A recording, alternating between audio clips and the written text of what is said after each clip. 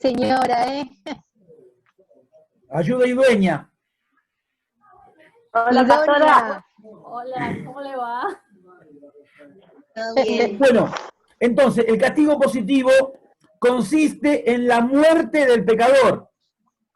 ¿Pero qué muerte? La muerte, tanto física como espiritual. ¿Sí? Las dos cosas están... ¿Qué está pasando? Ya está. Tanto física como espiritual.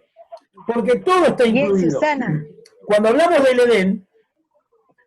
del Edén, Dios le dijo, el día que comas del árbol, ciertamente morirás. ¿La idea cuál era? La idea original, el plan A, es que el hombre no muriera. ¿Pero en qué sentido? En ninguno. Que el hombre viviera para siempre comiendo del árbol de la vida. Y el hombre no tendría que experimentar lo traumático de la muerte. Nunca. Y la muerte espiritual tampoco. Porque tiene una perfecta y eterna comunión con Dios. Ahora, cuando el hombre busca la independencia de Dios y se rebela, entonces termina desobedeciendo y ingresa a la muerte. ¿Qué muerte? Las dos. Las dos. No, están unidas. ¿Cuál es la diferencia? La diferencia está porque alguien hizo... Ezequiel. Que esto, el comentario que Ezequiel adicionó a la respuesta. Hoy no veo que los que se rebelaron contra Dios estén muertos, pero la muerte ya está, la muerte está presente, ingresó a nuestra dimensión. La muerte no estaba en nuestra dimensión e ingresó a través de la rebelión del hombre. Entonces, aunque no se manifieste todavía, ya está presente. ¿Se entiende? Por eso ya está presente. Y de hecho, yo muchas veces, creo que se las dije cuando hicimos evangelios sinópticos, creo que se las dije. El que nace una vez, muere dos veces. El que nace dos veces, muere una vez. ¿Se acuerdan o no? ¿Lo repite? Sí, sí. El que nace una sola vez, muere dos veces. El que nace dos veces, muere una sola vez. ¿Se entiende o no? Si yo nazco una sola vez en la esfera de lo natural, voy a morir físicamente y espiritualmente. Hay un Yo tercer nazco caso, profe. una vez físicamente y después nazco del agua y del espíritu, vuelvo a nacer del agua y del espíritu, solamente voy a morir físicamente. Siempre y cuando no venga el rapto, porque ahí no va a morir ni siquiera uno. Claro, claro. Está la acción 3. ¿Eh? Está la acción 3. Sí, sí, está bien, está bien. Pero hablemos hasta ahora, ¿no?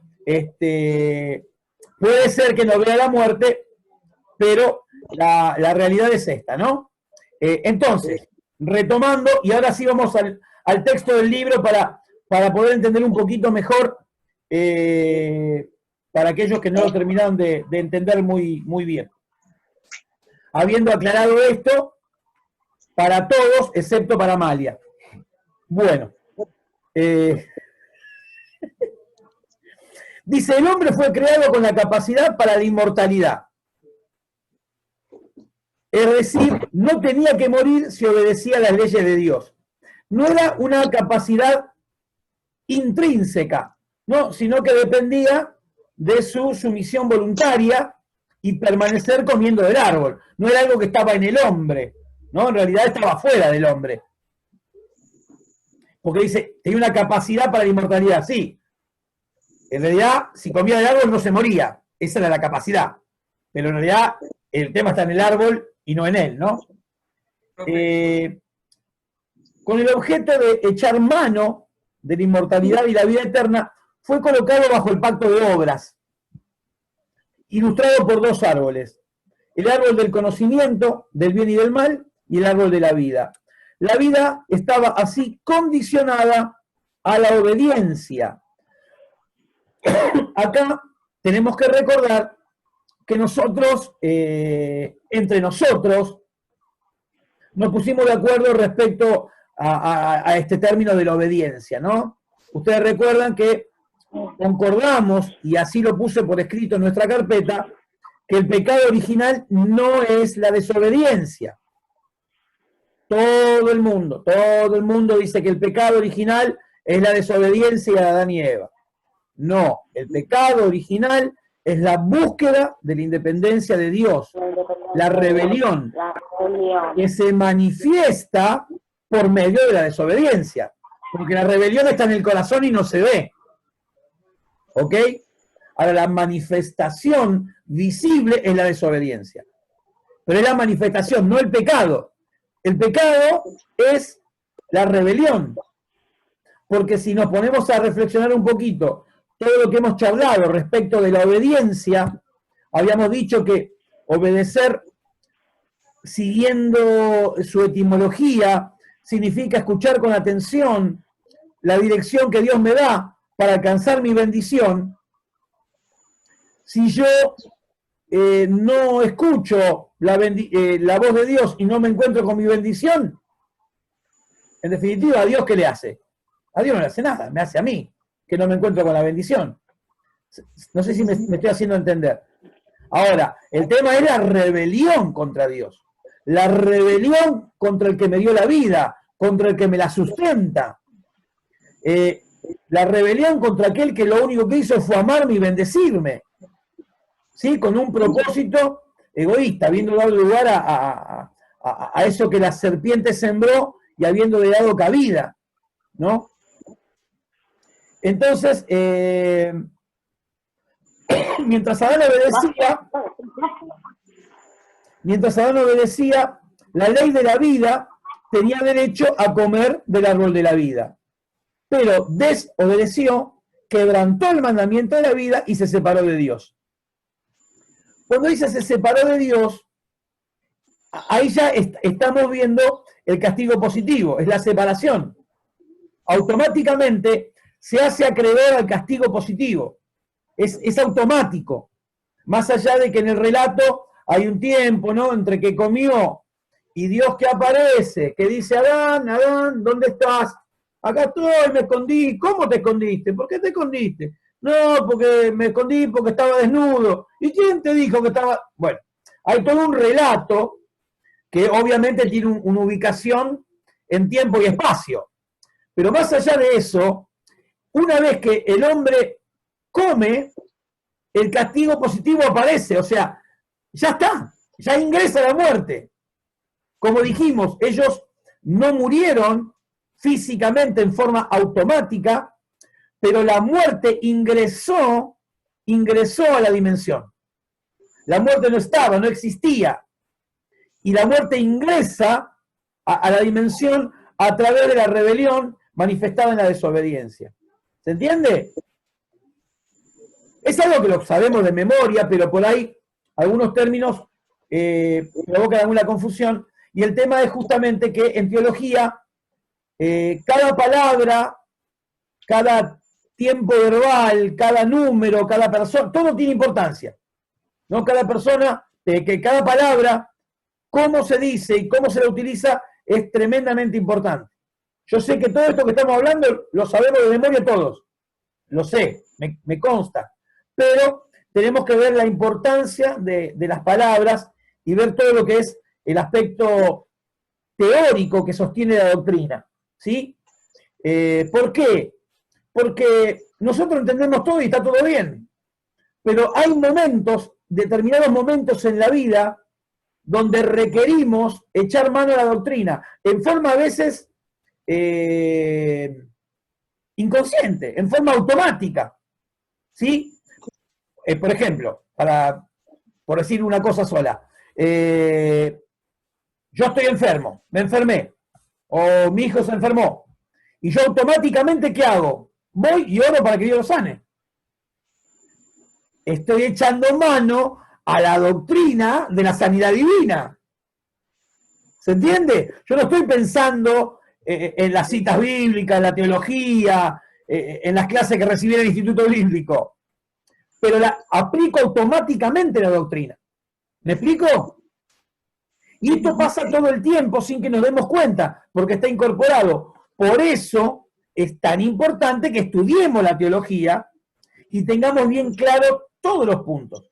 ¿Sí? Como por ejemplo, que la semana pasada la charla que se dio en manera especial con Silvina y José. Participaban todos, o todos eran participantes, más allá de que hayan participado o no, pero estábamos todos, la charla era para todos, ¿no? Y Ezequiel se la perdió, no me acordaba. Pero decía que el tema de lo finito, porque en general, estoy seguro que antes de la conversación, en el 98% estábamos de acuerdo. O sea, ninguna diferencia. Y a los efectos prácticos, por ahí a la vista no hay ninguna diferencia. Ahora, en última instancia, y en ciertos casos, se manifiesta la diferencia, que es lo que yo intentaba dejar en claro. Por ahí, en el fragor de ida y vuelta, por ahí se pierde un poco. Pero el tema es que si yo tengo una doctrina correcta, siempre voy a obtener los resultados correctos. ¿Sí? Y yo también actúo conforme a lo que sé y a lo que entiendo, ¿no? Porque puede ser que yo sepa y entienda y no lo haga, o lo quiera hacer diferente, o las variantes que puedan ser. Pero yo necesito tener claras todas las doctrinas, claramente, para poder, no solamente para poder enseñarlas, para poder explicarlas, sino para vivirlas, porque las incorporo y son automáticas. Son automáticas, es así, es automático. Sigue diciendo el book. La muerte comenzó desde ese momento. Desde ese momento mordió y apareció. Y se consumó en la desorganización de la personalidad. La desorganización de la personalidad en la forma de separación del cuerpo y del alma. Esta frase me resulta muy extraña, ¿no? Desorganización de... La entiendo, ¿no? Pero me resulta curiosa. Pero nótese que la pena, y acá viene un poquito el nudo, ¿no? Nótese que la pena incluía más que la muerte física. Acá está un poquito la clave, ¿no? O sea, la muerte física está desde ya, pero incluía algo más. El castigo físico, perdón, el castigo positivo incluía algo más que la muerte física. Es decir, ¿la muerte física está? Sí, está dentro. Pero hay algo más. La disolución física era un indicio del desagrado de Dios y el hecho de que el hombre estaba aislado de la fuente de la vida. O sea, Dios se enoja y ahora, en lugar de ser Dios propicio, el hombre queda bajo la ira de Dios, que es lo que refleja el apóstol Pablo en la carta a los Romanos. En el capítulo 1 dice que el hombre está bajo la ira de Dios. No que Dios está irado, que son dos cosas diferentes. Una cosa es que Dios esté airado y otra cosa es que el hombre pecador esté bajo la ira de Dios. ¿Sí? Es decir, la ira de Dios está, aunque no se esté manifestando, pero ya está decretada sobre esa persona. Y el día que le llegue el momento, va a padecerla. Y si no muere, y la iglesia levantada y entra en la tribulación, bueno, va a ser al final, ¿no? Previendo el comentario de mi amigo Ezequiel. Bueno, la alternativa era del posible arrebatamiento inmediato. Que por otra parte es cierto, ¿no? No dijo nada que no fuera correcto. Aun cuando Adán se reconciliara más tarde con su hacedor, la muerte física continuó, de acuerdo con el decreto divino que decía, el día que de él comieres, ciertamente morirás. Listo, o sea, ahí está establecido. Chao, no hay vuelta, no hay marcha atrás con esto, ¿no? solo mediante un acto de redención y recreación, y acá hay una clave, redención y recreación.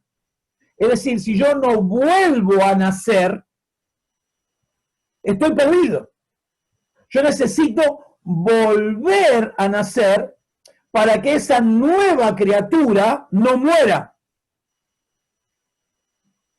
¿Sí? Porque la nueva criatura no muere. La nueva criatura es eterna. Va a morir, si no soy arrebatado, va a morir la cáscara, la envoltura. El polvo va a volver al polvo, definitivamente. ¿Sí? Pero la nueva criatura no muere. La nueva criatura es eterna. ¿Ok? Tiene vida eterna.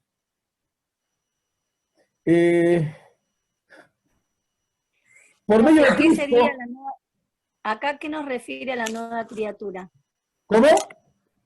¿A qué se refiere acá la nueva criatura? La nueva criatura es aquel que nació de nuevo por medio del agua y del Espíritu, como dice Jesús. Lo que dice Pablo en la carta a los Corintios. Aquel que está en Cristo, nueva criatura es, las cosas viejas pasaron, y aquí todas son hechas nuevas. En el ámbito de lo espiritual. No está hablando en todos los ámbitos. Cuando dice nueva criatura está hablando del ámbito de lo espiritual. No está hablando, por ejemplo, del ámbito del alma. Eso es otra cosa en la cual no vamos a entrar ahora. Claro, porque justamente eso le preguntaba, porque acá está hablando de la salvación o del alma, puede ser algo que leí. Por la restauración, dice, del alma. No lo encuentro, pero lo leí por acá. ¿Me estás hablando de donde dice castigo positivo? ¿O de otro lado? Sí, lo que estaba hablando recién. De lo que estaba hablando recién, profe. Mismo renglón, Cari. La desorganización de la personalidad en la forma de separación del cuerpo y del alma. Sí. Al final de la página 41 del PDF, por medio de Cristo, la justicia es restaurada al alma, la cual en la resurrección se reúne con el cuerpo glorificado. ¿Eso, Cari, decís? No había llegado ahí la lectura. Lo que dice ella es, la muerte comenzó desde ese momento y se consumó en la desorganización de la personalidad en la forma de separación del cuerpo y del alma. ¿Está bien o no? Sí, ahí era. Vale. Claro, porque era antes. Ok. Yo lo que estoy diciendo es otra cosa. Cuando habla del alma acá, en este pasaje, no está refiriéndose específicamente al alojamiento de las emociones, de los pensamientos, de los recuerdos. Está hablando de la parte inmaterial. ¿Sí? Cuando hablamos del nuevo nacimiento, le voy a decir un enunciado, no para que lo debatamos ni para que entremos en preguntas por ahí, porque es otra cosa. No me quiero desviar. Cuando nacemos de nuevo, le voy a poner un ejemplo práctico, mejor. Cuando nacemos de nuevo, yo nací de nuevo y espiritualmente soy una nueva criatura.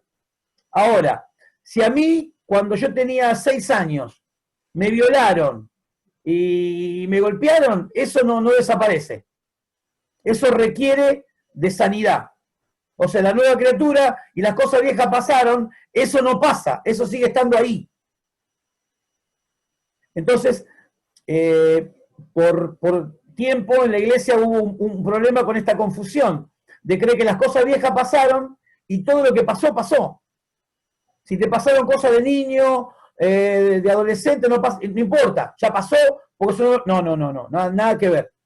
No dice eso Pablo en la carta a los Corintios. Lo que dice Pablo es que todo lo que tu vieja vida pasó, ¿no? El pecado, etc. Ahora, si vos, sigamos con este ejemplo, te violaron sistemáticamente desde los 6 años hasta los 10, y hoy tenés 30 y ejercés la prostitución, si vos nacés de nuevo, las cosas viejas pasaron, es decir, los pecados que llevaste a cabo ya no se computan más, desaparecen. Dios lo agarró y lo arrojó al fondo del mar. Ahora, aquellas cosas que te impelieron, que te impulsaron y que te condujeron a que finalmente termines prostituyéndote, van a seguir estando ahí.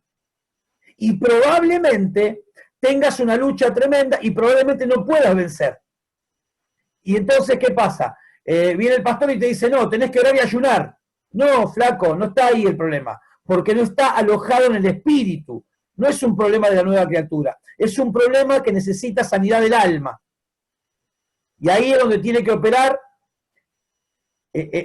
un profesional, un psicólogo, junto con el pastor. ¿Sí? Porque si el psicólogo es cristiano, es una gloria. Y si no es cristiano, igual sirve, porque es un profesional, pero requiere de la compañía del pastor. ¿Sí? Porque el psicólogo no tiene el Espíritu Santo, si no es creyente. Entonces, solamente está limitado a sus saberes, a su conocimiento técnico, disciplinar. Ahora, entonces, esto solamente lo quería enunciar, nada más. No quería desarrollarlo, porque si no, nos vamos a los caños. Entonces, solamente quería aclarar eso. La nueva criatura es espiritual. Sí. Entonces, lo que Cristo también vino es a salvar y a restaurar esa alma que entró en pecado a través de Adán. No. Cristo restaura la totalidad del ser humano. Lo que pasa es que las cosas que están en el alma, esos recuerdos, esas heridas, Dios también las puede sanar, pero se requiere de un tratamiento, no se van mágicamente. O sea, cuando yo digo, yo te recibo hoy como mi Señor y mi Salvador personal, no se va los problemas que están en el alma, eso es lo que digo. Es decir, en Cristo tenemos una redención, pero hay cosas que hay que arreglarlas. Es lo mismo que, por ejemplo, para que se entienda por ahí un poquito mejor, si tengo pies planos y vengo a Cristo, voy a seguir teniendo pies planos, pero Dios me puede sanar, claro que me puede sanar. Pero si no me sana, tengo que ir al traumatólogo y me tiene que dar plantilla. ¿Se entiende? Y con el alma es exactamente lo mismo. Ahora, se requiere, yo sé que muchos de ustedes en sus iglesias tienen lo que se llama encuentro o algo parecido. Yo digo encuentro, ¿todos saben de qué estoy hablando, sí o no? Es lo que le iba a decir, sí, el encuentro ha sanado muchas heridas familiares, bien, con hijos. Bárbaro. Ahora. Pero no del alma. No, del alma también. Del alma también. ¿Sí? Ahora, el problema está en que depende de la... Yo conozco personas, yo estoy ministrando hoy. Estoy ministrando personas que han pasado por un encuentro, que han tenido cambios notables en su vida, pero las heridas son muy profundas. Sí, yo tengo una persona a la que estamos ministrando con mi esposa, que la violaba el padre y el hermano, sistemáticamente. ¿No? Y después tuvo un montón de consecuencias de todo tipo. Y hoy está muy bien, pero a mitad de camino. O sea, todo lo que ¿cómo puedo decirlo? Todo lo que... Hay muchas cosas que Dios fue transformando a través del acompañamiento pastoral. Pero hay cosas que necesitan ser sanadas y necesita un profesional. Necesita un psicólogo que estudió para eso, ¿no? Sabe cómo operar en distintos lugares, ¿no? ¿Se entiende, Cari? Es decir, pero que en la maravillosamente. Lo entendí maravillosamente y lo viví y lo sané maravillosamente, gloria a Dios. Bueno, me alegro muchísimo. Buenísimo. Profe, coincido con lo que usted dice, es verdad. Me alegro tanto. El ser humano es una persona muy, muy compleja y tenemos distintas áreas, y la parte psicológica no tiene nada que ver con lo espiritual, y lo mismo el alma. Yo creo que uno conoce a Dios y empieza un proceso de restauración a medida que uno le vaya dando lugar al Espíritu Santo a obrar, ¿no? Totalmente. Para sanar esas cosas y todas las consecuencias de esas cosas que ha quedado en el alma. Totalmente. Y de hecho, nosotros a los efectos de estudiar separamos al hombre en cuerpo, alma y espíritu. Pero la verdad es que es inseparable. Es una sola cosa. ¿Quién me puede decir dónde termina el alma y empieza el espíritu? ¿En dónde? ¿En qué lugar? ¿Cómo separas el alma y el espíritu? ¿Se entiende? ¿Y cómo separas el alma del cuerpo? Si se quiere también. O sea, ¿dónde está el alma? ¿No? ¿Se entiende? O sea, somos un... y escuchen esto. Escuchen esta definición a ver si les gusta. Un día tuve una discusión, estaba dando una clase y alguien se me plantó y me discutió esto, ¿no? Yo dije, el ser humano es una unidad dinámica indivisible. Y la persona me dijo, no, está mal esa definición, porque el ser humano se divide. O sea, cuando vos morís, te dividís en cuerpo y alma. Y yo le dije, no, porque cuando te morís, dejás de ser humano. O sea, cuando se separa el cuerpo y el alma, ya no hay un ser humano ahí. Hay un muerto. Hay un cuerpo, un resto mortal y un alma inmortal. Pero no hay un ser humano. El ser humano es una sola cosa. Cuando lo dividís, deja de serlo. ¿Sí? El agua es hidrógeno y oxígeno.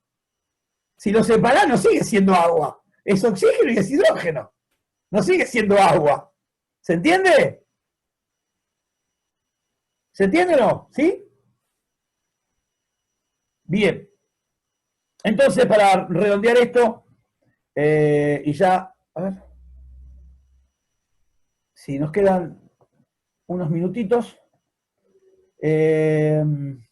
Vemos entonces que la muerte física vino al mundo como un castigo, y en las Escrituras todo lo que se amenaza a castigar con la muerte al pecado significa primeramente pérdida del favor divino.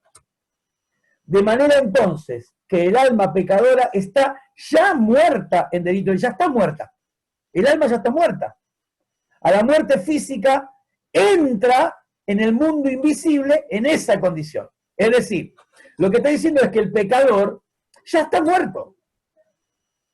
Aunque no se manifieste físicamente, ya está muerto. Y cuando le toca morir físicamente, también se manifiesta esa condición de muerte espiritual, porque va al lugar donde van los impíos, no va al paraíso. ¿Se entiende? ¿Me van siguiendo? Yo no estoy haciendo otra cosa más que explicar párrafo por párrafo lo que dice el libro, porque para mi gusto está bastante complicadito, no es muy claro. O sea, todo lo que dice está bien, pero sinceramente no me gusta cómo está. O sea, para hacer un libro muy sencillo, esta parte está muy compleja. Luego, en el juicio, el juez pronuncia la sentencia de la segunda muerte, que implica enojo e ira, tribulación y angustia. Esto dice, luego en el juicio, el juez pronuncia la sentencia, está utilizando una figura. No es que va a haber un juicio, bueno, sí, en realidad va a estar el juicio del trono blanco, ¿no? No constituye la extinción de la personalidad. Esto es otra cosa importante, aunque esto es escatología, pero cuando después del juicio, no es que el hombre es aniquilado, desaparece. No. Sigue estando en esa condición eterna, pero en una situación bajo el castigo de Dios. Por toda la eternidad. Un sufrimiento eterno. Y realmente, si lo miráramos así en forma aislada, no pareciera condecir con lo que es el amor de Dios, con lo que es la esencia de Dios, ¿no? Pero la realidad es que las cosas están claras y las personas saben o debieran saber cuáles son las consecuencias de la obediencia y de la desobediencia. ¿Sí? La palabra de Dios ha sido predicada en todo el mundo, aunque no todos lo escucharon porque van haciendo gente todo el tiempo, ¿no? Entonces nacen millones de personas por semana. nunca toda la tierra habrá de haber escuchado el Evangelio. No hay manera. ¿No? Le tenés que predicar el Evangelio, lo que van haciendo, estar ahí en neonatología y ir predicándole. No hay forma, ¿no? Pero sí el Evangelio llegó hasta lo último de la tierra. Eso sí. O sea, ya está cumplida ese aspecto profético antes de la venida del Señor. Bueno, después redondea un poquito o sigue sobre lo mismo. Hay 3 fases en relación a esta muerte. La muerte espiritual mientras el hombre vive. La muerte física, el hombre deja de vivir. La segunda muerte, el hombre deja de tener toda esperanza de relacionarse con Dios, ¿no? Entra la muerte eterna. ¿Está bien? ¿Vamos bien hasta acá? ¿Está claro estos 3 conceptos? Sí. ¿No? Las 3 etapas son la muerte, o sea, la muerte espiritual mientras está vivo. O sea, los pecadores están vivos, pero están muertos espiritualmente. Esa es una fase. La segunda fase es está muerto espiritualmente y muerto físicamente. Y la tercera fase es que esa muerte espiritual se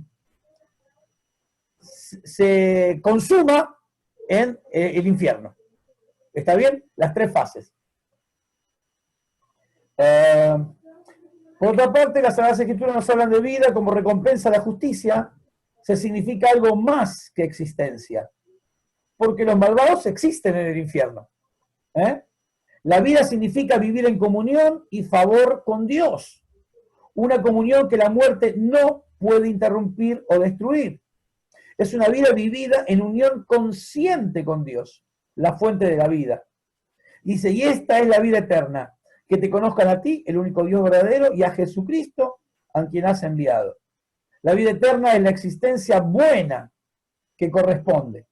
La muerte eterna es la existencia mala, miserable y envilecida. Yo una de las preguntas que creo que es la última pregunta de la ficha 2, les pregunté cómo entendían ustedes, qué significaba, ahora que la busco,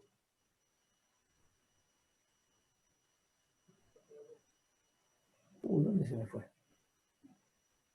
No sé qué pasó acá. ¿Qué consiste el pecado positivo? ¿En qué consiste?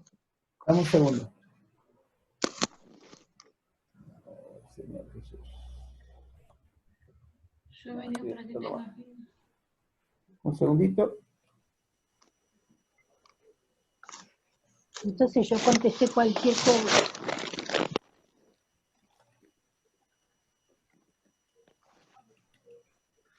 Ahí vamos, Rosita, ahí vamos, esperá. Dame un segundo nada más. No, digo que yo contesté cualquier cosa. Te escuché. Dame un segundo que redondeo esto que estoy haciendo. Ahí está. La pregunta 13 dice, ahora vuelvo con vos, Rosa. La pregunta 13 dice, ¿qué entiende usted que Jesús nos ofrece según Juan 10:10? Es decir, yo he venido para que tengan vida y la tengan en abundancia. Rosita, la respuesta a la pregunta 12 necesariamente tiene que ser muy simple. ¿Por qué? Porque tiene un solo renglón. Cuando yo les pongo un renglón, 2 renglones, 50 renglones, es porque si tiene un renglón es sencillo. ¿En qué consiste el castigo positivo? En la muerte, tanto física como espiritual.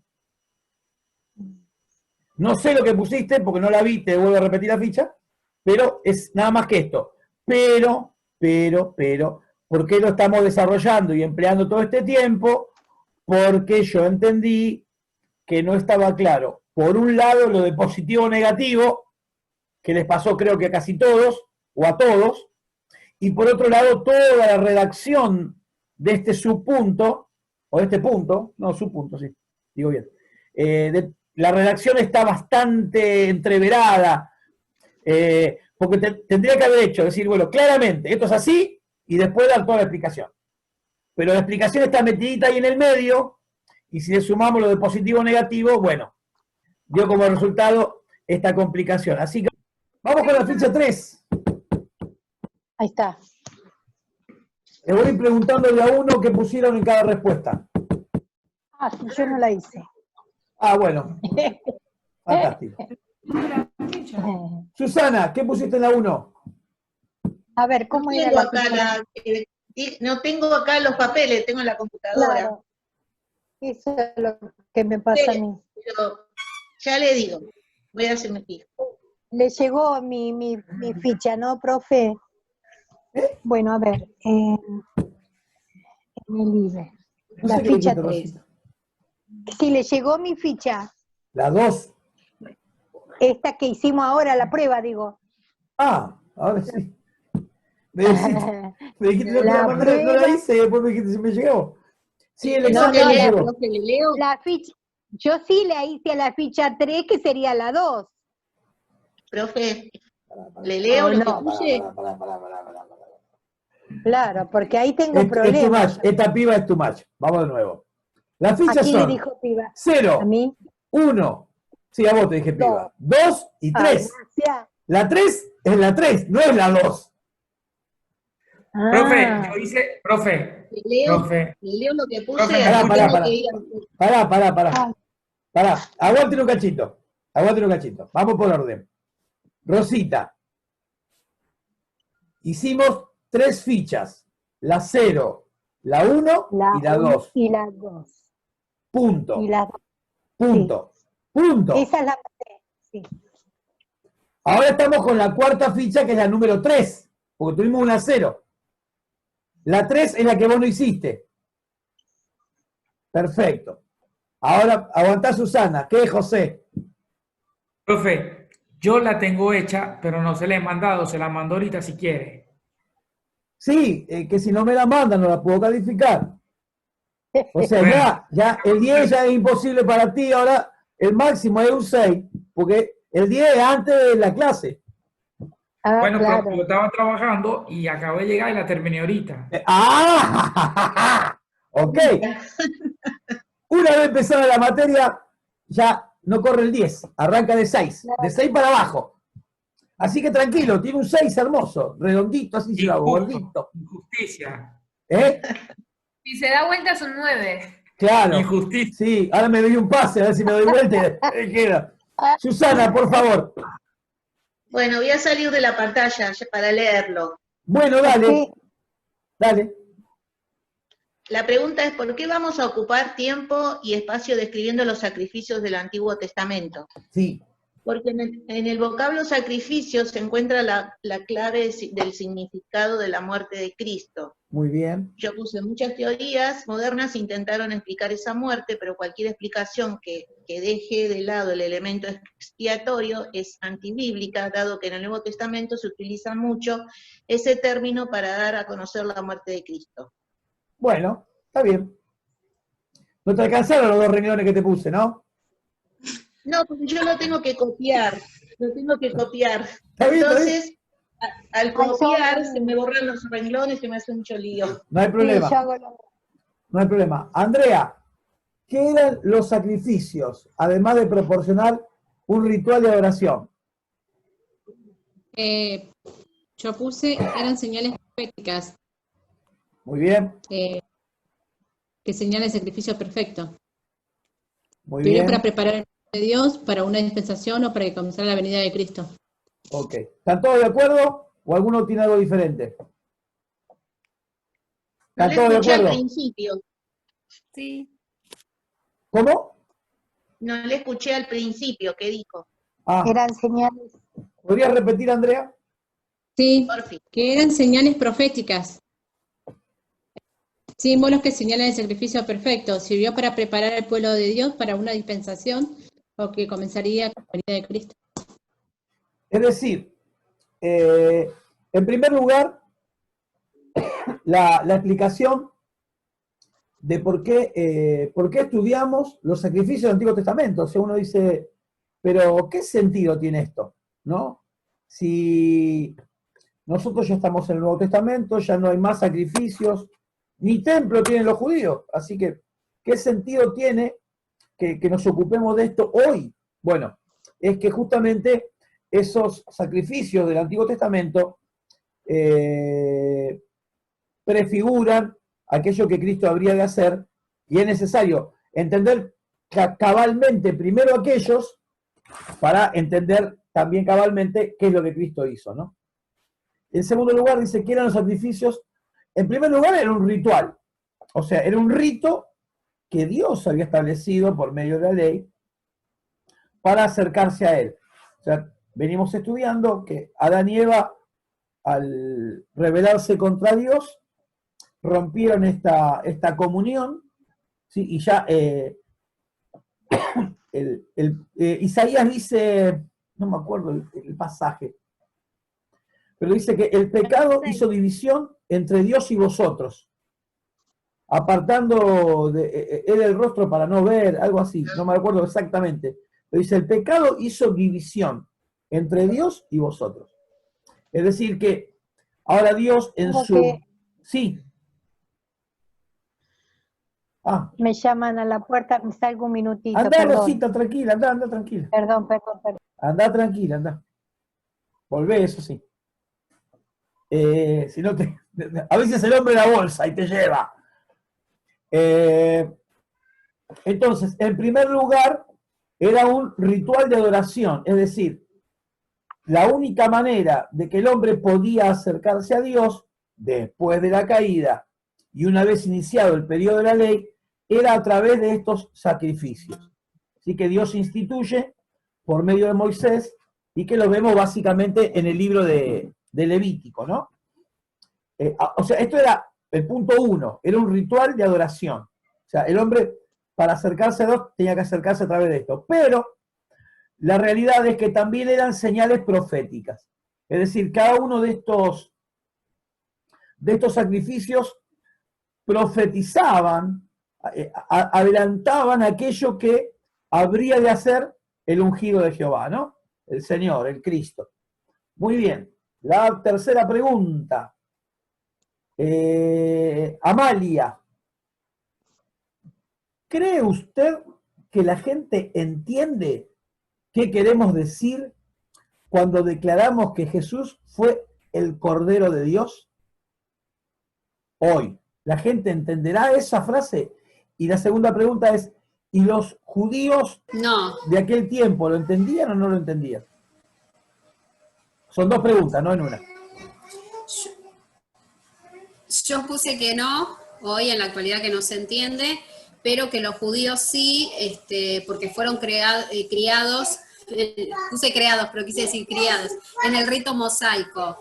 O sea que era algo natural y normal para ellos hablar de... Que para nosotros hoy no. Una cuestión cultural. Para nosotros es tremendamente común hablar de Jesús como el Cordero de Dios, ¿no? Cuando hablamos, vemos ese pasaje, Juan el Bautista dijo, he aquí el Cordero de Dios, que quita el pecado del mundo. Y no se ve que ninguno le pregunte nada, ¿no? Cuando se hablaba en el tiempo de Jesús, cuando se hablaba del Cordero de Dios, todos entendían de qué estaba hablando, ¿sí? Entendían básicamente a semejanza del Cordero Pascual, y ya vamos a la pregunta siguiente.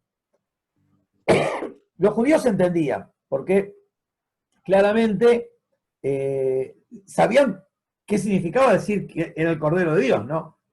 No entendían, por supuesto que no entendían totalmente quién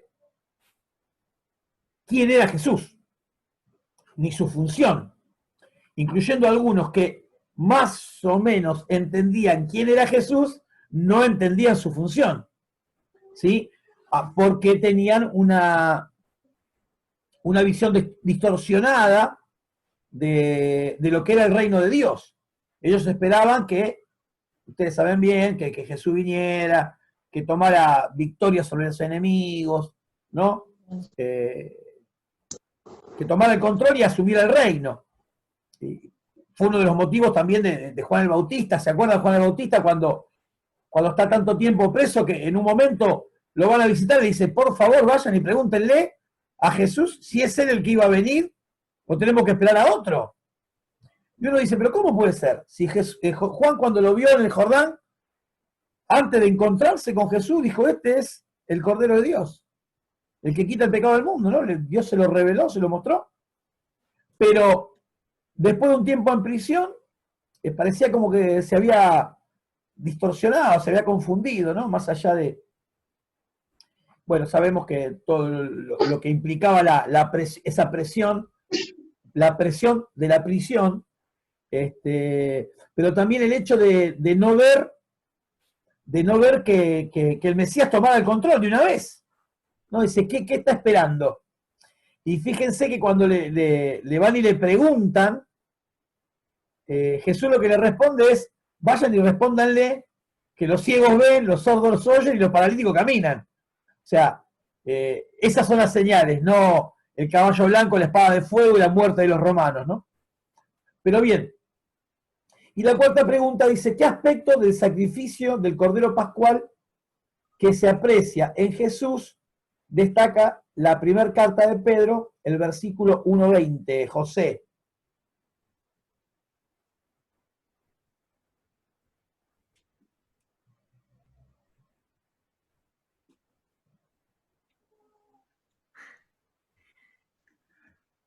Profe, disculpe, lo que pasa es que estaba apretando el espacio y se me estaba corriendo una ficha, no es que tengo la ficha abierta. No hay problema. En la de ¿qué aspecto del sacrificio del Cordero Pascual es el que se aprecia en Jesús? Destaca primera de Pedro 1:20. Sí, la respuesta. Bueno, la respuesta que yo puse, que es beneficio para nosotros. Lee la pregunta de nuevo. ¿Qué aspecto del sacrificio del Cordero Pascual se aprecian en Jesús que destaca primera de Pedro 1:20? Está hablando de el Cordero Pascual. O sea, ¿qué beneficio? Perdón, me confundí con tu respuesta. ¿Qué aspecto del sacrificio del Cordero Pascual? No del de Cristo. ¿Qué aspecto del sacrificio del Cordero Pascual se aprecia en Jesús? Vos estás poniendo el beneficio del sacrificio de Jesús. No es eso la pregunta. Profe. Sí. Puede ser que el aspecto del beneficio, el aspecto del No, el sacrificio beneficio es de él. No. Profe, puede ser que tiene que ser porque él fue escogido desde antes. Como Que fue que tenía que ser separado antes para después poder ser sacrificado. Correcto. Yo puse eso, profe, que había sido predestinado.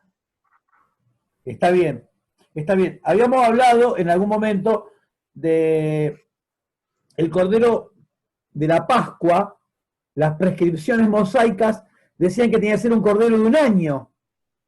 Y decís, pero ¿y cómo hacían para saber cuál tenía 1 año? ¿No? ¿Viste que le miraban el DNI a la oveja? Bueno, claro. El tema es que en cada Pascua separaban a un cordero, ¿no? Que nacía. Recién nacido en esos días. Claro. Entonces nacían un recién parido y lo criaban probablemente en la casa, ¿no? Entonces se criaba con la familia, básicamente. Y cuando llegaba la Pascua, era sacrificado. Pero ya había sido previamente apartado, ¿no? Primera de Pedro 1:20 dice... Profe, pero primera de Pedro 1:20 dice, en NBI dice, Cristo, a quien Dios escogió antes de la creación del mundo, se ha manifestado en estos últimos tiempos en beneficio de ustedes. Escogido antes de la fundación del mundo, que fue escogido previamente. Ok. Listo, gracias. Sí, Dios habla hoy, dice, había sido destinado para esto desde antes de que el mundo fuera creado. La Biblia textual dice, escogido ciertamente antes de la fundación del mundo. Muy bien. La 5. Bueno, esto es importante lo de la 4, porque lo que nos deja ver tanto Pedro como Juan, como Pablo, es que el plan de Dios es eterno. Pues decís, ¿cómo desde antes de fundar el mundo? Si antes de fundar el mundo no estaba el pecado. ¿No? Se dice, fue antes de la fundación del mundo. Pero ¿cómo? Si no estaba el pecado, ¿para qué? Bueno, esto implica que el plan de Dios es eterno. El plan de Dios es eterno. ¿Sí? Ya estaba, había una predestinación para todo lo que ocurrió. ¿Sí? Acá, bueno, lo de siempre, ¿no? Vienen las preguntas, y entonces, si Dios sabía, ¿por qué no? Bueno, la cuestión es que el plan de Dios es eterno. O sea, Dios no fue sorprendido. A Dios nada lo tomó por sorpresa. ¿Sí? Dios siempre tuvo el plan A. Y seguimos dentro del plan A, ¿no? No, nunca hubo un cambio. ¿Y ahora qué hacemos? No. Para Dios no. Nunca pasó eso, ¿no? La quinta dice, ¿por qué cree usted que Dios, en lugar de manifestar al Cordero de Dios que quita el pecado del mundo, ordenó un extenso y complejo ritual de sacrificios para cubrir temporalmente los pecados? Es decir, la pregunta es, ¿por qué de una no mandó a Cristo? ¿Por qué tanta historia? Lo mandó a Moisés, lo hizo subir al monte, le dio los mandamientos, después bajó, lo explicó, lo hacían, no lo hacían, lo hacían bien, lo hacían mal, lo hacían sin poner el corazón. Isaías que escribió una cosa, Jeremías que escribió la otra, fueron a Babilonia, volvieron de Babilonia, levantaron el templo. Uy, loco, aguantá. ¿Por qué no lo mandó a Jesús de una? Esa es la pregunta. Y la pregunta esa es para Silvina. Profe, yo no sé si lo puse bien. Yo tampoco, hasta que no leas. Pero creo que lo hizo para que valoráramos más el sacrificio de Jesús, porque todos esos años en que había que hacer sacrificios de animales eran determinado tiempo y solo los sacerdotes, algunos debían comprar los animales para el sacrificio, y el sacrificio de Jesús nos dio libre acceso a Dios para todas las personas sin importar raza ni nación. O sea, como que fue como una manera de que se valorara ese sacrificio, ver todo el esfuerzo que se hacía antes y cómo Jesús, por su gracia, nos da como ese libre acceso a que no tengamos que ahora estar haciendo los sacrificios. Ok. Antonella, ¿qué pusiste ahí? En la 5. Yo lo puse tal cual decía en el libro porque no lo entendí. Dice, a ver, sirvió para preparar al pueblo de Dios para una dispensación o era de mayor importancia que comenzaría con la venida de Cristo. Bien. Rita, ¿qué pusiste ahí? ¿No lo hiciste? Karina. Salísimo. Sí, perdón. ¿La 5? ¿Cuántas hojas tenés? 50 hojas. Por acá.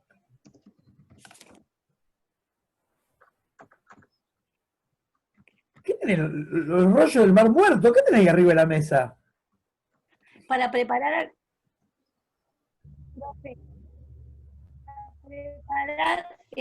o sea, esto lo hizo como para preparar al pueblo, como que los estaba enseñando y los preparaba de la llegada del hijo que iba a venir a la salvación. Por eso yo creo que hizo todo este ritual. Profe. Bueno, a ver, Ezequiel. Para que Andrés está. Los estaba anticipando la venida. Ok. Andrea, a ver que está levantando la mano Andrea antes que le agarre un calambre. Dale. No, profe, con el objeto de alcanzar la comunión con Dios y remover todos los obstáculos de esa comunión, es lo que puse. Bueno, a ver, Ezequiel. Yo puse que sirvió para demostrar la incapacidad del hombre de salvarse por sí mismo, ya que el sacrificio cubría pero no lavaba los pecados. Esa respuesta tampoco responde mucho a la consigna. Dice, ¿por qué Dios, en lugar de manifestar al Cordero, ordenó el ritual? Y vos me estás hablando de los defectos del ritual.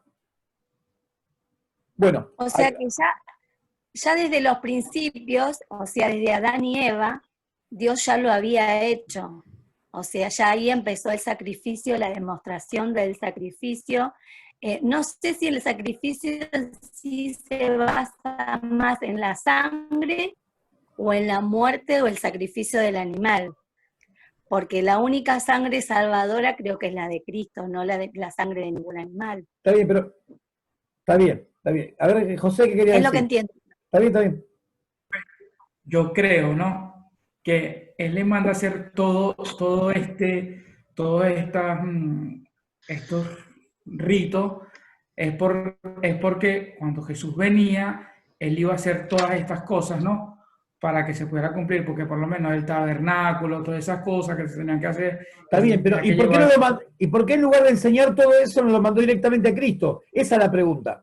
La pregunta Bueno, es, pero creo que no lo manda porque tenía que hacerse primero todo esto para que pudiera venir o sea, para que pudiera hacerse con respecto a todos los requisitos que se tenía que hacer con eso, creo yo. Porque después que Jesús vino, él pasó por todo eso, ¿no? Fue a la cruz, fue a morir, todo ese tipo de cosas. bien. La cosa muy difícil. Hay un par que estuvieron bien, El tema tiene que ver, yo esperaba a ver si alguno decía las palabras clave. No, la palabra clave es revelación progresiva. Eso es lo que esperaba. Pero bueno, no estuvo, no hay problema, porque la esencia estaba. Karina lo dijo bien y alguien más lo dijo bien, no me acuerdo quién. O sea, sin derramamiento de sangre no había...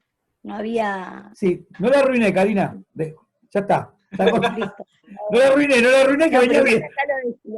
No. Porque ustedes me hablan de 20 cosas y yo pregunto una sola. O sea, yo estoy preguntando, ¿por qué primero vino el sacrificio? Tanto tiempo, tanta historia, ¿por qué no mandó directamente al Cordero? Ya está. ¿Para qué tanta historia antes? Porque se necesitaba que el hombre desarrollara en su mente la idea de la redención. Tenía que aprender. Acuérdense que hablamos del concepto de la revelación progresiva, ¿sí? ¿Por qué no salieron del Edén y mandó a Cristo? Ya está. ¿Para qué tanta historia? El arca de Noé, la torre de Babel, la cancha de Boca, tanta cosa pecaminosa. ¿Para qué? ¿Se entiende? Entonces, el punto está en la revelación progresiva. El hombre, después de la caída, fue en una regresión y requirió de ir paso a paso. Nosotros vemos otra vez la revelación. Moisés, lo primero que Dios hace a través de esto es, Dios es uno. O sea, instalar la idea de que Dios es uno frente al politeísmo, a todas las prácticas paganas. Entonces, Dios es uno. Eso es la primera enseñanza. Dios es uno. Cuando estaba como establecido esto, bueno, entonces después la forma de acercarse, entender lo que significa el pecado, lo que significa que Dios esté lejos, etcétera, etcétera. Entonces, ir entendiendo eso y por medio de intentar el cumplimiento de la ley, reconocer que la ley era imposible de cumplir para el hombre. Entonces, tenemos por un lado al mundo gentil que simplemente no conoce la ley de Dios y vive en forma libertina. Y por el otro lado, el pueblo de Dios que pretende cumplir esa ley y no puede. Y este es el argumento de Pablo en la carta a los Romanos. Le dice, todos quedaron encerrados. Los gentiles por pecar a mansalva y ustedes que tenían la ley también pecaron. Y no se puede justificar porque la ley los escracha. ¿Sí? Entonces, hubo todo un proceso para toda la humanidad, por un lado, de ir entendiendo los conceptos y por el otro lado también, en cada etapa de la historia humana, hubo un nivel de revelación al cual las personas que habitaban la tierra en ese momento debían responder para ser salvas. Es decir, que antes de Moisés no había ley. Entonces, ¿cómo se salvaba la gente? Por la conciencia. Después de la ley, por el cumplimiento de la ley o por la intención de cumplir la ley, una conciencia limpia, ¿no? Las personas pecaban, pero tenían todo el sistema de sacrificios para estar en comunión con Dios. Es decir, que los israelitas sinceros que presentaban sacrificios y aún las personas de entre las naciones que se acercaban a Israel para practicar todo eso, han sido salvas en esa época. O sea, cada uno fue salvo en los distintos momentos de la historia conforme al nivel de revelación que tenían que responder. Sí, hoy ya no alcanza con cumplir la ley, porque la revelación aumentó, se reveló, se manifestó el Hijo de Dios. La revelación nos mostró a Dios hecho hombre y muriendo en la cruz por nosotros. Ahora hay que responder a eso, a ese nivel de revelación. Y si no respondes a ese nivel de revelación, fuiste, estás perdido. O sea, es necesario creer en Cristo. ¿Se entiende? Entonces, la respuesta es, ¿por qué cree usted que Dios en lugar de Babá?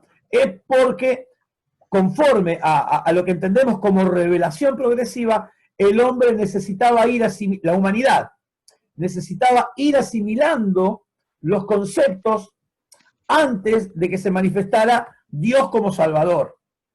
¿Sí? El hombre no hubiera podido entender, el hombre caído no hubiera podido entender. Fíjense los judíos, miren la explicación fácil. Los judíos, conociendo todo lo que conocían, ¿cuánto les costó entender la historia de Cristo? Que de hecho la gran mayoría no lo reconoció. Y hasta el día de hoy son los que custodiaron los libros de la ley y siguen sin poder reconocer a Jesús como el Mesías, como el Salvador, ¿no? Tremendo, una historia tristísima. La sexta dice, ¿por qué y para qué llamó Dios a Abraham? Eva.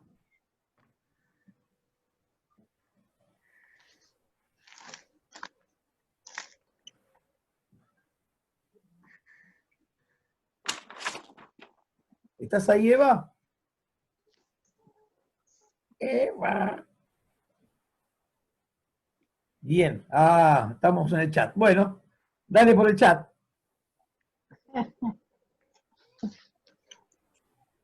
Ah, sí, te repito.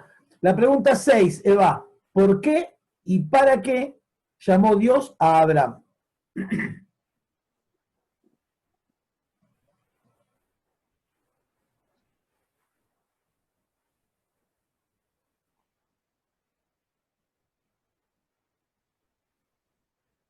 Paso. Bueno.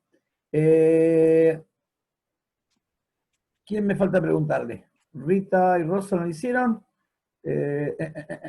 Bueno, vamos de nuevo. A ver, Susana. Ya le leo. Porque de la descendencia de Abraham nacería una nación que mostraría la gloria de Dios al mundo. Sería una nación santa. Les dio las leyes que gobernaban su vida moral, nacional y religiosa, entre las cuales estaban las leyes del sacrificio, que es como acercarse y brindar una adoración al Señor, pura al Señor. Vené de nuevo, porfa. Bueno. Pará, vamos distinto. No me lo leas de corrido. ¿Por qué? Solamente ¿por qué? Sí. ¿Por qué Dios llamó a Abraham? ¿Por qué? Porque quería que de él naciera una nación. No. ¿Eso es para qué? ¿Eso es para qué? ¿Para qué? Para hacer de él una nación. Ese es el para qué. El por qué, te pregunto. Ah, entonces no. Ok, bueno. Andrea. No.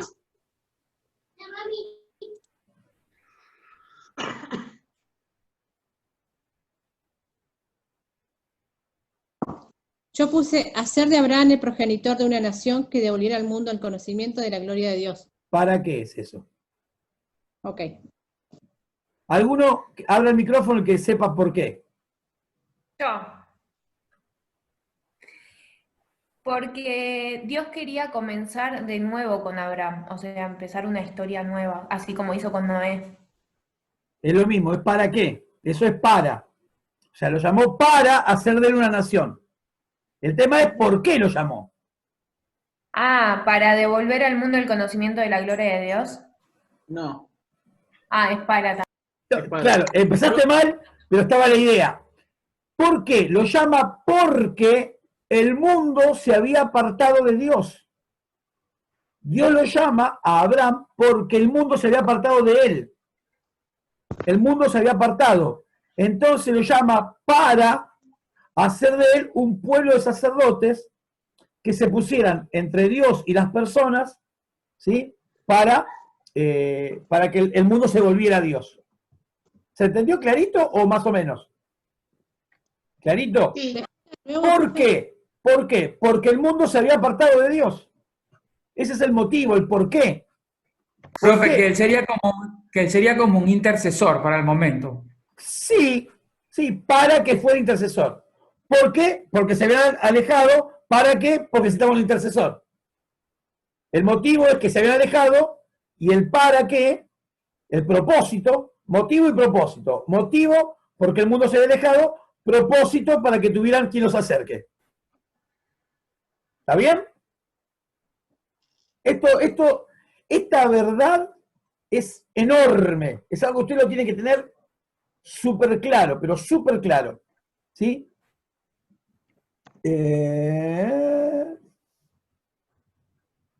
¿Cuál es el doble objeto? Esta sí, es muy parecida a la otra, ¿no?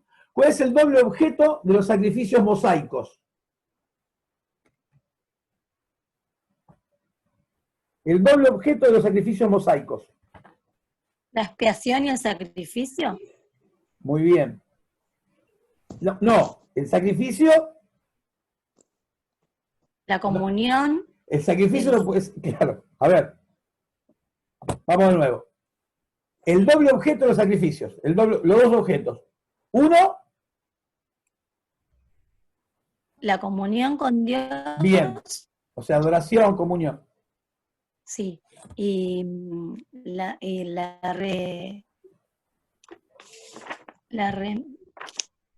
remisión. Ezequiel, ¿qué pusiste ahí vos? Comunión con Dios. Yo puse, se ofrecían esos sacrificios con el objetivo de alcanzar la comunión con Dios y remover todos los obstáculos de esa comunión. Bien, perfecto, está bien. Expiación, propiciación, básicamente. Muy bien. Bien. Amalia, ¿qué pusiste en la 9? ¿Qué elegiste? En la 9 yo puse B, C y D, que sería la G, perdón. Está bien. El punto G. ¿Eran buenos? ¿Eran un buenos, medio de gracia y la expresión exterior? Interno? Sí, ¿Están todos de acuerdo o alguien puso otra cosa? No, está bien, yo lo puse así. ¿Todos pusieron lo mismo? Bueno. Sí. Si todos pusieron lo mismo, lo vamos a dejar así, qué sé yo. Ah, está bien, está bien. No sé. Está muy bien. Había una posibilidad que era la F, que los sacrificios eran buenos y era la expresión exterior de un sacrificio interno. Y dejaban fuera que eran un medio de gracia, porque era el periodo de la ley. Claro, usted habló de eso. ¿Eh? Sí, yo lo agregué porque usted había hablado también de eso, que era por un medio de gracia. Ah, muy bien, ahora te entendí, no te entendí al principio. Entonces, es muy común en medio nuestro hablar de la ley y la gracia como si fueran dos cosas completamente opuestas. Y eso es absolutamente incorrecto, porque el periodo de la ley, se lo conoce como el periodo de la ley porque la ley estaba en rigor, pero la ley es gracia pura. La ley es gracia pura. Que vos matés, vos tenés que morir y que matés una oveja en tu lugar. ¿Cómo le llamamos a eso? Si no gracia. ¿Sí? Eso también era un favor inmerecido. Sí, el que tenía que morir eras vos, no la ovejita. No 100 ovejitas, 1000 ovejitas, 800 ovejitas.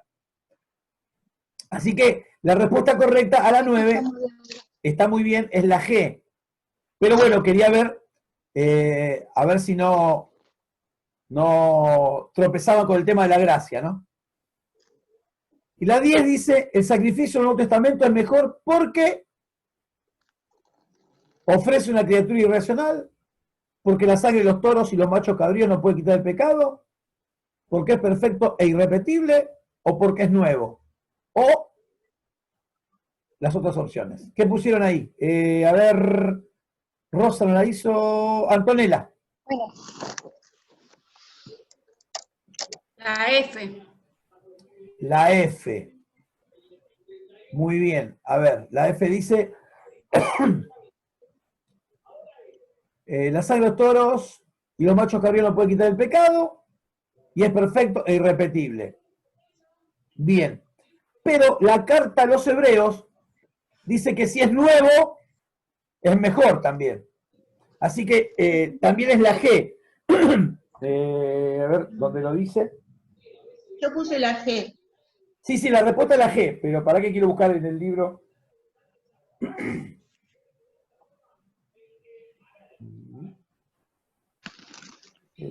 libro dice nuevo. Sí, sí. Pero estoy buscando dónde lo dice para...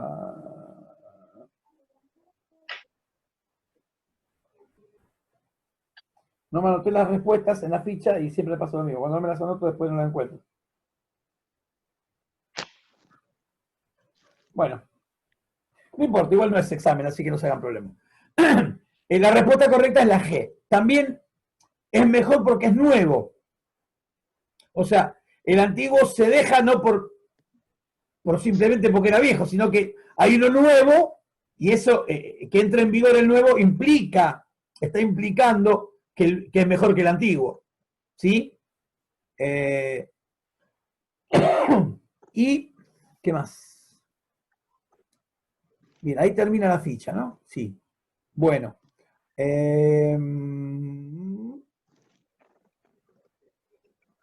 ¿Algo que les haya quedado ahí sin cerrar? Oh. Sí.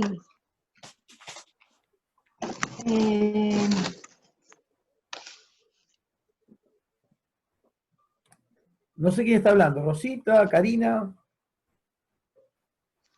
o nadie. Pero es un tema viejo lo mío, profe. Es A ver, una decime. pregunta. Decime. No, que le pregunte Rosita primero, si quiere. Bueno. Yo tengo dudas con la pregunta número 1. No sé si no presté atención lo que dijo, pero ¿por qué vamos a ocupar tiempo y espacio describiendo los sacrificios del Antiguo Testamento? Porque dijimos... No lo entendí. No hay problema. Porque dijimos que los sacrificios del Antiguo Testamento básicamente nos hablan de Cristo. Entonces, para entender completamente lo que Cristo hizo, necesitamos primero comprender qué eran los sacrificios del Antiguo Testamento. Claro. Básicamente. Bien. ¿Entendiste ahora? ¿Mejor? ¿La casaste mejor? Sí, ahora sí. Bueno. Cari. Profe, Sí. mi pregunta es con respecto a Lucas 4:8. A ver qué dice. Cuando el Señor Jesús se encuentra y lo reprende a Satanás. Sí. Que le dice, vete de mí, Satanás, porque escrito está. Y le dice, al Señor tu Dios adorarás y a Él solo servirás. O sea que acá me queda una pregunta o sea, sabemos que Dios creó a Satanás y lo echó. O sea que Satanás debiera obedecer las órdenes de Dios. Las obedece. Las obedece. Ujú. Las obedece. Sí. Es decir, a ver, Las cosas, perdón. sí. No es que Satanás vive Sí. cumpliendo la ley de Dios. No, claramente Correcto, está sí. absolutamente en contra. Ahora, no va en contra de lo que Dios directamente le ordena o le permite o le deja de permitir. O sea, lo que Satanás hace requiere de una autorización de Dios, ya sea explícita o tácita. En este caso, Okay. cuando Satanás va a tentar a Jesús, obviamente estaba habilitado para hacerlo. Y Jesús tuvo que pelear con lo que tenía. Jesús peleó con lo que tenía. Okay. Era básicamente el conocimiento de la palabra. No usó su poder, no usó su santidad, no, usó la palabra de Dios. Amén. ¿Está bien? Entonces, sí, perfecto, perfecto. Gracias, profe. ¿Ella está ahí? ¿Está listo? Era eso. Bueno. ¿Alguien más? Esa seguridad de lo que me confirmó. Bueno. Yo ¿Alguien tengo más? una duda con la pregunta del Dale. examen, profe. Dale. Que tal vez no entendí. Que decía que en el Antiguo Testamento se basaba, no me acuerdo bien la pregunta, pero se basaba el pecado sobre la santidad, o se refería o afectaba la santidad, algo así decía una pregunta. Sí, espera que la busco. Era... Era falso, pero ahora lo busco. No, no era falso. A ver. Sí, era falso. Espera que lo busco y te digo. Lo hice mal entonces. Para que no quiero Yo creo hablar.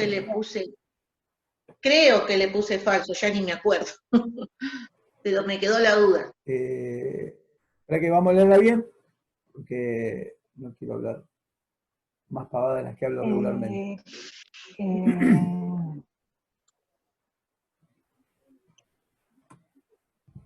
Ahí se está perdiendo.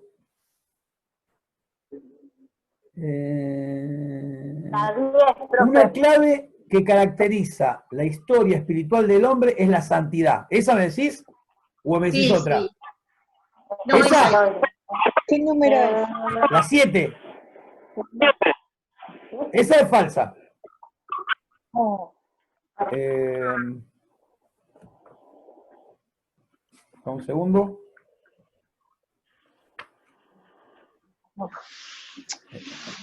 Me puse.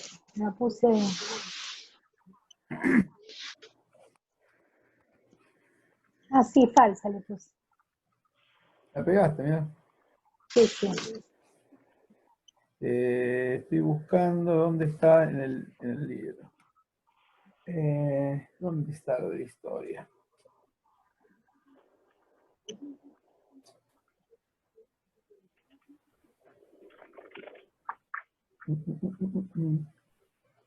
A ver.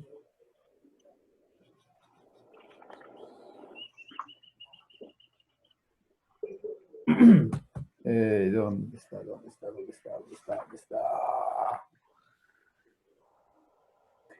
Punto 2, el origen del pecado. El tercer capítulo de Génesis da las claves que caracterizan la historia espiritual del hombre.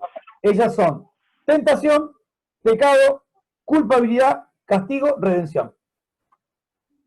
No santidad. Y la pregunta está, porque que esté en el libro no sería tanto, ¿no? Sino que es que esté en las fichas.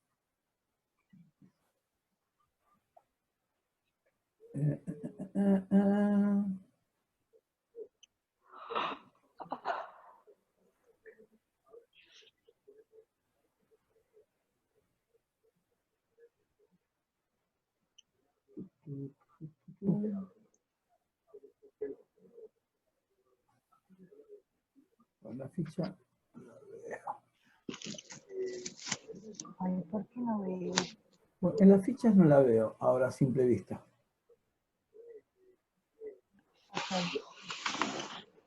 En la ficha no la veo. Bueno, después, si no está en la ficha, se la saco esa. Después me fijo bien. Está en el libro clarita, pero si no la tengo en la ficha, se la saco porque yo les hago las preguntas sobre la ficha. Gracias, profe. No, no hay problema. Es lo que corresponde, no lo hago de bueno, sino porque es lo justo. Muy bien.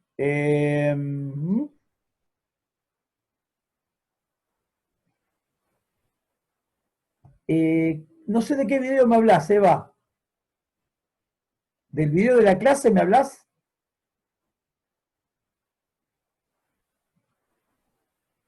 ¿Aló?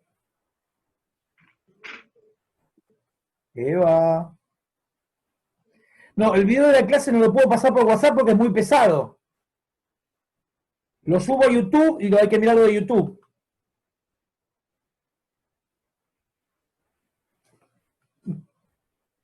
Bueno, cómo me hacen reír ustedes.